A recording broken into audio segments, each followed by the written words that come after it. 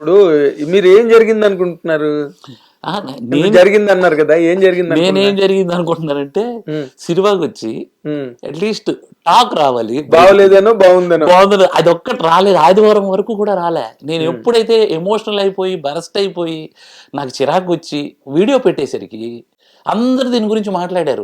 ఈ సినిమాకి వెళ్ళి నాకు ఫోన్లు చేశారు, సార్ సినిమా బాగుంది సార్, బార్బిల్కి టైటిల్ బాగాలేదు సార్, సినిమా బాగుంది సార్, మీరు ప్రమోషన్ నాకు అయితే నాకు ఈ సినిమా వచ్చినట్టే తెలియదు సార్ అని ఎంతోమంది ఫోన్లు చేశారు. మరి ఎందుకు ఎక్కడ ఫెయిల్ అయ్యారు మీరు ఆ పాయింట్ లో? అదే సార్, ఇది ఇది ఇప్పుడు నేర్చుకోవాలి సార్. నేను నిజంగా నేను ఇప్పుడు నేర్చుకోవాలి. కాదు, ప్రీ రిలీజ్ ఈవెంట్ కూడా చేయలేపారు మీరు.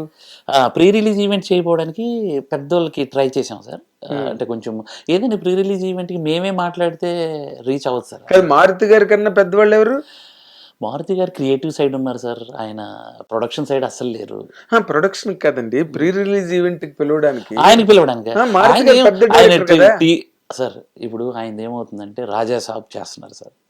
ఒక్కొక్కసారి ఆయనే నాకు అంటున్నారు, ఇగో ఇవన్నీ పెట్టుకుంటే ఏమవుతుందని అంటే, నాకు కూడాను ఈ ప్రభాస్ ఫ్యాన్స్ నువ్వు ఏంటిది ఇది రాజాసాబ్ మీద కాన్సన్ట్రేట్ చెయ్యండి సార్, మీరు ఆ సినిమాలు ఈ సినిమాలు అంటారు. ఆయనకి పాపం ఆ చెప్పండి.